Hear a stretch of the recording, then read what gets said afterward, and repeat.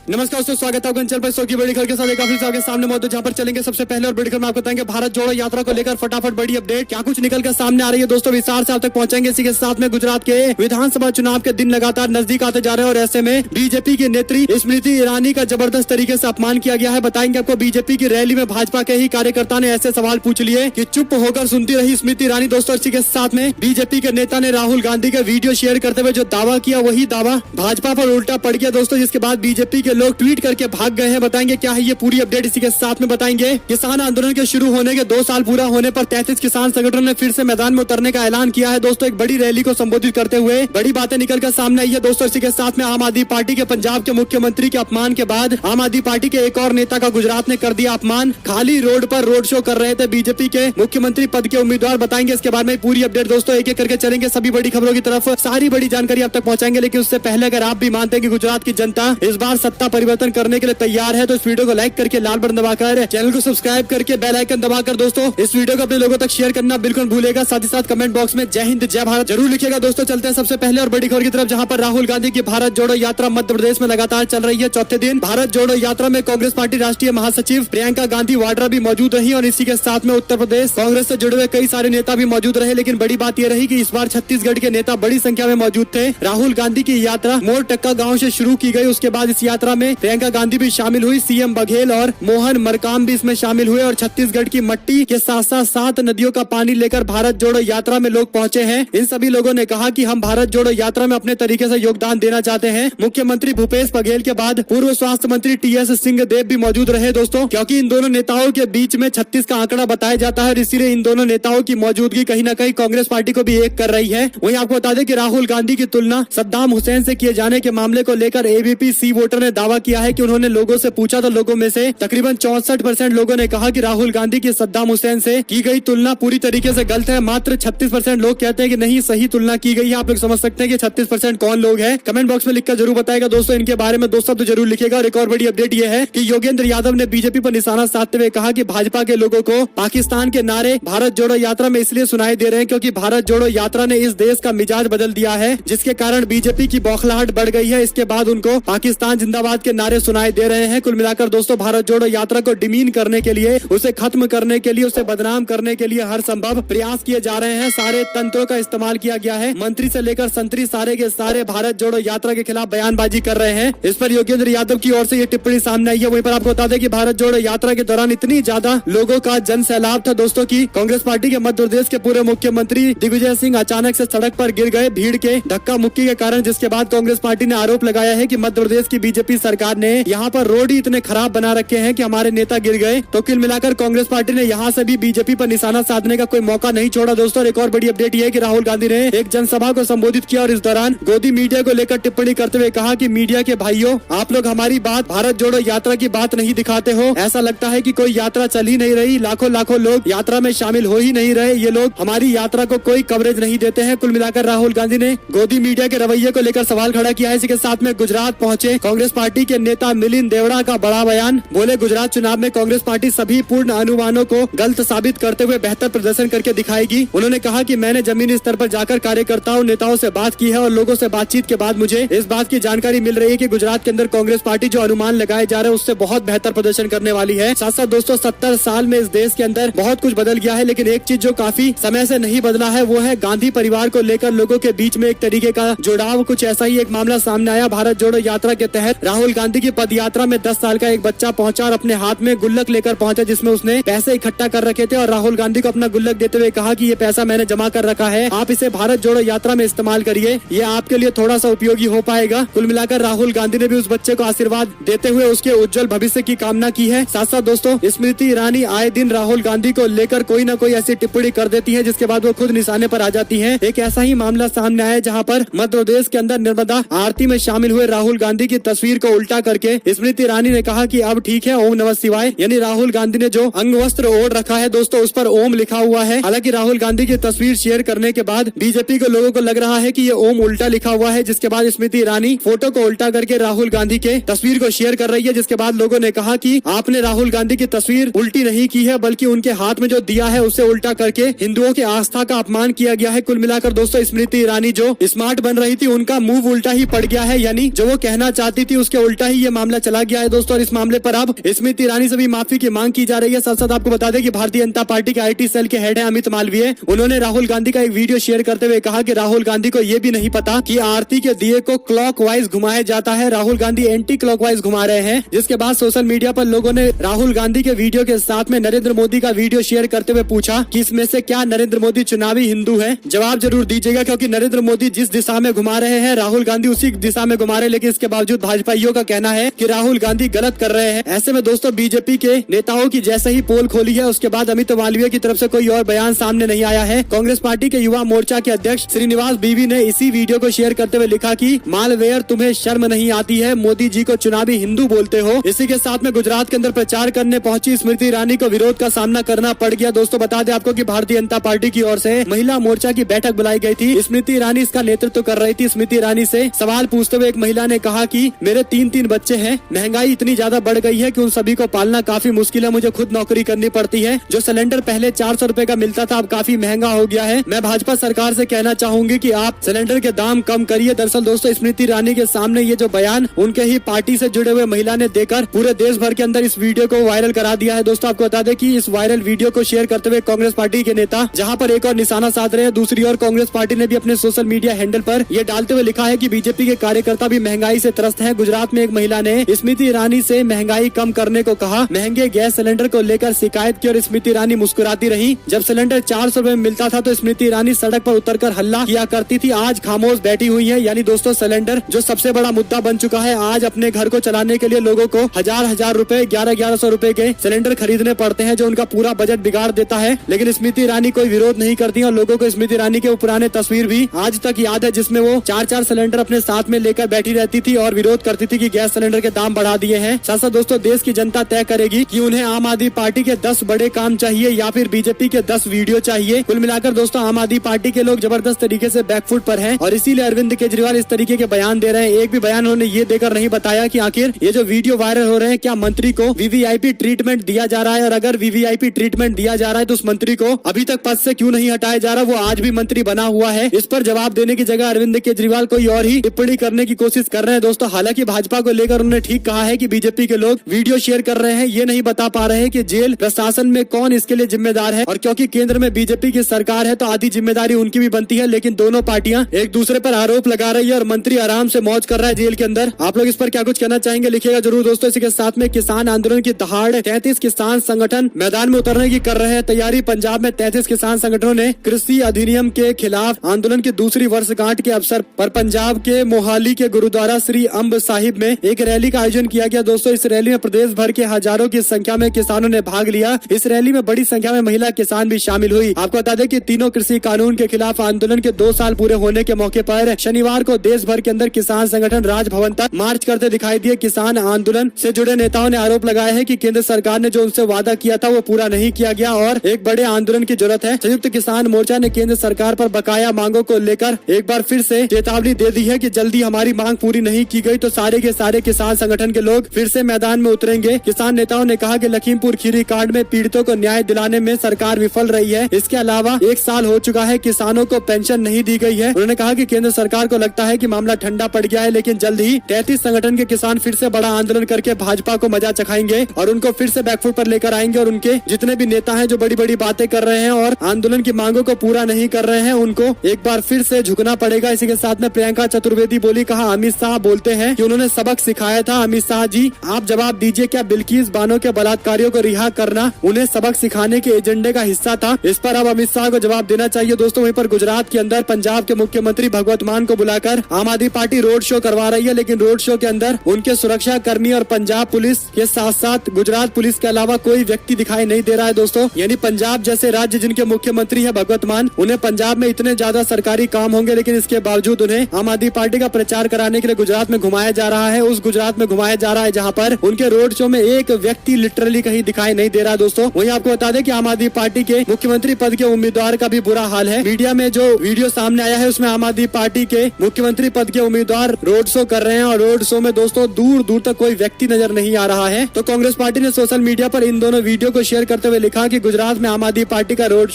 Show में लोग गिनकर बताइए कितने हैं। आप लोग दोस्तों कितने लोगों को देख पा रहे हैं, कमेंट बॉक्स में लिखकर जरूर बताएगा। इसी के साथ में जॉय बिडेन को 80 80 साल का बताकर बीजेपी के उम्मीदवार ने अपनी उम्र को जस्टिफाइड किया है। यानी बीजेपी के लोग कहते हैं कि 75 साल से ज्यादा उम्र के लोगों को भाजपा टिकट नहीं देगी, लेकिन बीजेपी ने 76 वर्षीय योगेश पटेल को उम्मीदवार इस बार बनाकर मैदान में उतारा है। जिसके बाद उनसे सवाल पूछा गया तो उन्होंने कहा कि जॉय बिडेन भी तो 80 साल के नेता है, लेकिन उसके बाद भी अमेरिका के राष्ट्रपति है। लेकिन दोस्तों सवाल ये खड़ा होता है कि बीजेपी के लोग ही कहते हैं कि वो अपनी विचारधारा पर चलते हैं। उन्होंने 75 साल उम्र तय कर रखी है, इसके बाद किसी को टिकट नहीं दिया जाएगा, लेकिन इसके बावजूद बीजेपी अपने ही वादे को तोड़कर एक तरीके से कार्यकर्ताओं से भी धोखा कर देती है। साथ साथ आपको बता दें कि कर्नाटक और महाराष्ट्र के बीच विवाद और ज्यादा आगे बढ़ता दिखाई दे रहा है। दोस्तों दरअसल एक नया मामला सामने आया। मुंबई के माहिम बस स्टैंड पर कर्नाटक के मुख्यमंत्री बसवराज बोम्मई के पोस्टर पर काली स्याही फेंक दी गई और सोशल मीडिया पर तस्वीर वायरल करा दी गई, जिसमें बोम्मई के पोस्टर पर स्याही पुती नजर आ रही है। आपको बता दें कि यह घटना ऐसे समय में सामने आई है जब महाराष्ट्र और कर्नाटक के बीच में बॉर्डर को लेकर एक बार फिर से विवाद शुरू हो गया है। दोनों राज्य के नेता बॉर्डर एरिया को लेकर अलग अलग दावे कर रहे हैं। हालांकि इससे पहले मराठी समर्थक संगठन के कार्यकर्ताओं ने कर्नाटक के स्वामित्व वाले बसों पर काली स्याही से जय महाराष्ट्र जैसे नारे लगा दिए थे और एक तरीके से दोस्तों रीजनल कार्ड खेलने की कोशिश की जा रही है। और बड़ी बात यह है कि एक राज्य में बीजेपी की पूर्ण बहुमत की सरकार है और दूसरे राज्य के अंदर भाजपा सरकार में हिस्सेदारी है और बीजेपी के डेप्यूटी सीएम है। तो आप समझ सकते हैं कि एक और बीजेपी का सीएम, दूसरी और भाजपा का डेप्यूटी सीएम, दोनों अपने अपने राज्य के अंदर अपनी अपनी रीजनल पॉलिटिक्स कर रहे हैं। लेकिन ऐसे लोगों को भड़काया जा रहा है दोस्तों, जो कहीं ना कहीं देश के लिए अच्छे नहीं है संकेत। साथ साथ गुजरात के चुनाव में आम आदमी पार्टी जिस तरीके से खत्म होती जा रही है, उसके बाद माना जा सकता है कि जल्द ही आम आदमी पार्टी में 2, 4, 5 नेता बचेंगे और वो भी दिल्ली से आए हुए नेता। दरअसल दोस्तों पेटलाद में आम आदमी पार्टी के अध्यक्ष समेत 5 पार्षदों ने कांग्रेस पार्टी का दामन थामा है। उन्होंने मीडिया से बात करते हुए पूरे मामले पर जानकारी भी दी है। इसी के साथ में गुजरात के धारी सीट से बीजेपी के प्रत्याशी जेवी काकड़िया का सड़क को लेकर स्थानीय लोगों के साथ में जबरदस्त विवाद हो गया। स्थानीय लोगों ने बीजेपी के विधायक का विरोध करते हुए कहा कि आप यहाँ से चले जाइए, पिछले कई बार से आप बड़े बड़े वादे करते हैं, सड़कें आपने बनवाए नहीं, एक बार फिर से वोट मांगने आ गए हो, अगर सड़कें नहीं बनेगी तो वोट नहीं मिलेगा। क्लियर कट कह दिया गया है दोस्तों। इसी के साथ में इलाज कराने जा रहा हूँ बोलकर बीजेपी में चले गए रघुराज शाक्य। मैनपुरी सीट से बीजेपी ने रघुराज शाक्य को मैदान में उतारा है, जो शिवपाल यादव के करीबी नेता बताए जाते हैं। हालांकि शिवपाल यादव ने कहा कि वो मेरा शिष्य होना तो दूर की बात, वो मेरा चेला भी नहीं है और उन्होंने समाजवादी पार्टी के नेता अखिलेश यादव के समर्थन का ऐलान कर रखा है मैनपुरी सीट पर, क्योंकि चुनाव हो रहे हैं और यादव परिवार का यह गढ़ है तो प्रतिष्ठा का चुनाव है दोस्तों। ऐसे में शिवपाल यादव ने रघुराज शाक्य को लेकर ये टिप्पणी कर दी है कि इलाज का बहाना बनाकर वो बीजेपी में शामिल हो गया। देखते हैं यहाँ पर कितना वोट बीजेपी के उम्मीदवार को मिल पाता है। इसी के साथ में गुजरात के चुनाव के मद्देनजर बीजेपी ने अपना घोषणा पत्र जारी किया है। कांग्रेस पार्टी से 2 गुना रोजगार देने का वादा किया गया है दोस्तों। गुजरात के विधानसभा चुनाव के लिए बीजेपी ने शनिवार को अपना घोषणा पत्र जारी किया। 20 लाख रोजगार की बात कही गई है, लेकिन पिछले 27 सालों में भाजपा ने कितना रोजगार दिया है? अगर बीजेपी ने रोजगार दिया होता तो 22 लाख रोजगार का वादा बीजेपी इस बार नहीं करती, लेकिन उन्हें वादा करना पड़ रहा है, वो भी कांग्रेस पार्टी से 2 गुना वादा। तो आप लोग समझ सकते हैं कि इसके पीछे ये सोच हो सकती है कि कांग्रेस पार्टी के वादे के कारण जनता कांग्रेस के साथ में अच्छा रुख अपना रही है और इसीलिए उनका ध्यान बांटने के लिए शायद अब बीजेपी 20 लाख रोजगार देने की बात कर रही है। साथ साथ दोस्तों 2002 में कौन सा सबक सिखाया गया था? अमित शाह के बयान पर ओवैसी ने टिप्पणी की है। ओवैसी ने कहा कि गृह मंत्री को बताना चाहिए कि 2002 में किसको सबक सिखाया गया, क्या सबक सिखाया गया है, यानी क्लियर बोलना चाहिए। लेकिन एक बात तय है कि अमित शाह ने जो ये बयान दिया है इसके पीछे दोस्तों सोची समझी स्ट्रेटेजी है। वहीं पर मोरबी के ना गुनाहगार मिले ना ही मुआवजा, टूटे पुल का मलबा बताएगा दोषी कौन है, बचाने के लिए पुलिस तैनात किया गया है। आपको बता दें कि कोर्ट ने नगर निगम को फिर से फटकार लगाते हुए कहा कि आपके नगर निगम को क्यों नहीं भंग कर देना चाहिए, जब आप कार्रवाई सही से नहीं कर पा रहे, सही से अकाउंटेबिलिटी ही फिक्स नहीं कर पा रहे तो क्यों ना कार्रवाई की जाए। इसके साथ में गुजरात में ताकतवर दिख रही बीजेपी की जीत की राह आसान नहीं है। एक और पत्रकार ने इस पूरे मामले पर रिपोर्ट छापी है दोस्तों। इसमें बताया गया है कि कांग्रेस पार्टी के स्थानीय नेताओं के आधारित प्रचार से बीजेपी को भारी नुकसान हो सकता है। ये पहली बार नहीं है, इससे पहले भी कई सारे पत्रकार इस तरीके का अंदेशा जाहिर कर रहे हैं। वहीं पर हर गरीब को पक्का मकान देने का वादा बीजेपी ने दिल्ली एमसीडी चुनाव के मद्देनजर किया है। भारतीय जनता पार्टी ने एक के बाद एक कई सारे नेताओं को मैदान में उतार रखा है दोस्तों। बीजेपी की ओर से पीयूष गोयल ने बीजेपी का घोषणा पत्र जारी किया। इस दौरान इस घोषणा पत्र में बड़ी बड़ी बातें की गई है, लेकिन भाजपा के लोग ये नहीं बता पा रहे कि पिछले 15 साल से एमसीडी में उनकी सरकार है, उन्होंने कितने गरीबों को मकान दिया है और क्या क्या उनका अचीवमेंट है। ये बताने की जगह बीजेपी के लोग उल जुलूल बातें कर रहे हैं दोस्तों। भारतीय जनता पार्टी के लोग पाकिस्तान और यूक्रेन रूस युद्ध के मुद्दे उठा रहे हैं, वो भी एमसीडी के चुनाव में। तो आप लोग समझ सकते हैं कि कितना बड़ा दिवालिया है मुद्दों को लेकर। यानी बीजेपी के लोगों को एमसीडी के चुनाव में ये बताना चाहिए था कि 15 साल में उन्होंने क्या क्या किया है, लेकिन उसकी जगह अंतर्राष्ट्रीय मुद्दे उठाए जा रहे हैं ताकि एमसीडी के कामों को लेकर लोगों से वोट ना मिले। तो क्या हुआ, अंतर्राष्ट्रीय स्तर की राजनीति का चर्चा करके प्रधानमंत्री मोदी के नाम पर वोट इकट्ठा कर लिया जाए। लेकिन सवाल ये खड़ा होता है कि क्या एमसीडी के चुनाव में यूक्रेन और रूस का युद्ध या पाकिस्तान का मुद्दा चलेगा, ये अपने आप में एक बड़ा सवाल है दोस्तों। इसी के साथ में कांग्रेस पार्टी के पूर्व एमएलए आसिफ खान गिरफ्तार कर लिए गए हैं दिल्ली के अंदर। पुलिस उपाध्यक्ष ईशा पांडे ने बताया है कि उप निरीक्षक अक्षय से आसिफ खान ने पूछताछ के लिए क्या उनके पास इस सभा की अनुमति है, तो आसिफ खान नाराज हो गए और अक्षय के साथ दुर्व्यवहार करने लगे, यानी उप निरीक्षक के साथ अपमान किया गया। उसके बाद उनको गिरफ्तार कर लिया गया दोस्तों और अब जेल भेज दिया गया है। हालांकि न्यायिक हिरासत में भेजने की भी जानकारी सामने आ रही है। इसी के साथ में कांग्रेस पार्टी के नेता गुजरात में जबरदस्त तरीके से एक्टिव हो गए हैं। Congress party minority chief Imran Pratapgarhi ने मोरबी के अंदर कांग्रेस पार्टी के प्रत्याशी के लिए जनसभा को संबोधित करते हुए वोट की अपील की है। वहीं पर रविंद्र जडेजा की पत्नी रीवा जडेजा के सोशल मीडिया हैंडल पर जो बैनर पोस्टर शेयर किया गया है दोस्तों, उसमें रविंद्र जडेजा को भारतीय जर्सी में दिखाया गया है। जिसके बाद टीआरएस पार्टी के नेता वाईएसआर बोले, कहा इंडियन क्रिकेट टीम की जर्सी और क्रिकेटर का उपयोग करके बीजेपी अपना कैंपेन कर रही है। क्या बीसीसीआई के लोग इसकी इजाजत देते हैं? क्या इलेक्शन कमीशन ऑफ इंडिया के गाइडलाइंस का उल्लंघन नहीं है? यानी ईसीआई और बीसीसीआई दोनों से कहा गया है कि आप लोग इस मामले पर ध्यान दीजिए और पता करिए कि क्या ये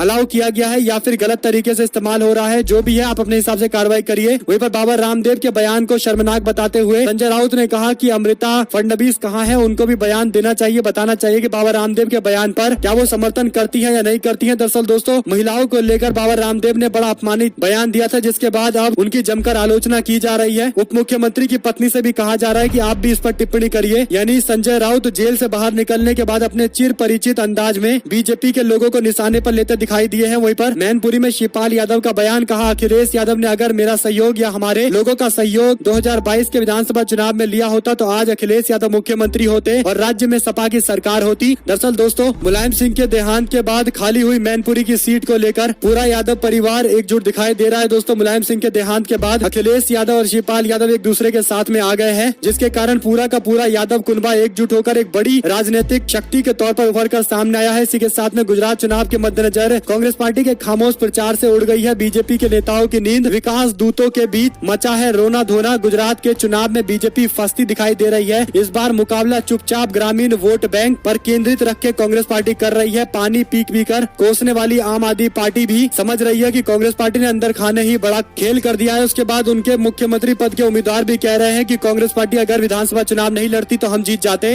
इसी के साथ में दोस्तों बीजेपी ने जो घोषणा पत्र जारी किया उस पर कांग्रेस पार्टी के लोगों ने अपने हिसाब से निशाना साधा है। कांग्रेस पार्टी के दफ्तर में पोस्टर लहराए जा रहे हैं जिसमें लिखा है कि भाजपा का धोखा पत्र एक बार फिर से जारी हुआ है। जनता को बीजेपी के धोखा पत्र पर थोड़ा भी विश्वास नहीं करना चाहिए कि बीजेपी पिछले 27 सालों से जनता को मात्र गुमराह कर रही है। संसद उत्तर प्रदेश के डिप्टी सीएम ब्रजेश पाठक बोले, कहा मैनपुरी का उपचुनाव भारत पाकिस्तान के मैच जैसा होगा। यानी दोस्तों मैनपुरी चुनाव में भी अब पाकिस्तान का मुद्दा बीजेपी के लोग ले आए हैं। यानी चाहे असेंबली का इलेक्शन हो, एमसीडी का इलेक्शन हो, तीसरे सरकार की इलेक्शन हो या फिर दूसरी विधानसभा का इलेक्शन हो, कुछ भी हो, मुद्दा पाकिस्तान से लेकर दुनिया भर के बन जाते हैं। स्थानीय मुद्दों को हटाकर दुनिया भर के मुद्दों की चर्चाएं शुरू हो जाती है। बीजेपी के नेता मैनपुरी पहुंचे तो पाकिस्तान की बात करने लगे। वहीं पर जयंत चौधरी का बयान, कहा एक दंगाई को सजा मिली है, अब जनता उसे सजा देगी। ऐसी पार्टी को सजा जनता देने वाली है जिससे ये नेता जुड़ा हुआ था। यानी भारतीय जनता पार्टी के खतौली उपचुनाव में हराने को लेकर हुंकार भरते हुए जयंत चौधरी ने ये टिप्पणी की है दोस्तों। वहीं पर बीजेपी के सांसद परवेज वर्मा बोले, कहा आम आदमी पार्टी ने कथित तौर पर टिकट का सौदा किया है, उन्होंने टिकट बेचे हैं, जिसका ऑडियो भी वायरल किया गया है दोस्तों। ऑडियो क्लिप भी शेयर किया गया है। इससे पहले कई सारे स्टिंग ऑपरेशन के वीडियो भी जारी किए गए थे। बीजेपी के नेताओं को सारे ऑडियो वीडियो एक साथ जानकारी के लिए दे देनी चाहिए ताकि जनता को पता चल जाए एमसीडी इलेक्शन से पहले कि क्या आखिर आम आदमी पार्टी ने अपने टिकट बांटे हैं या बीजेपी के लोग झूठा आरोप लगा रहे हैं। वहीं पर संविधान दिवस के मौके पर बोले कांग्रेस पार्टी के अध्यक्ष, आरएसएस के सामने सरकार ने कर दिया है सरेंडर, जिसके कारण हमें संविधान को बचाने के लिए अतिरिक्त प्रयास करने पड़ रहे हैं। मल्लिकार्जुन खड़गे ने कहा कि सरकार ने खुद और संस्थानों का आरएसएस के सामने सरेंडर कर रखा है। एक ऐसा संगठन है आरएसएस जो समाज सेवा की आड़ में प्रोपोगेंडा फैला रहा है। जब आरएसएस और बीजेपी शब्दों का परस्पर इस्तेमाल करना अब गलत होगा। उन्होंने कहा कि आरएसएस की विचारधारा ही बीजेपी की विचारधारा है, इसीलिए दोनों अब एक ही विचारधारा है, दोनों शब्द का अलग अलग इस्तेमाल नहीं होना चाहिए। मल्लिकार्जुन खड़गे ने आगे कहा कि जो संविधान 7 दशक से अधिक समय से हर कसौटी पर खड़ा उतरा है, आज मौलिक संकट का सामना कर रहा है। उन्होंने आगे बधाई देते हुए कहा कि संविधान सभा के सभी महान नेताओं के बहुमूल्य योगदान को आज हम याद करते हैं। दरअसल 26 नवंबर 1949 में संविधान को लागू किया गया था दोस्तों और उसके कुछ प्रावधान एनफोर्स कर दिए गए थे जिसे संविधान दिवस के तौर पर मनाया जाता है। बाबा साहब अम्बेडकर को याद करते हुए मल्लिकार्जुन खड़गे ने बीते दिन 26 नवंबर को इसी पर पूरी तरीके से टिप्पणी की है। वहीं पर बिहार में आरजेडी की कमान जगदानंद सिंह के हाथ में ही रहेगी। लालू यादव से मुलाकात करने के बाद इन अटकलों को और ज्यादा हवा मिल रही है। साथ साथ दोस्तों श्री कृष्ण जन्मभूमि विवाद को लेकर हिंदू महासभा ने 6 दिसंबर को शाही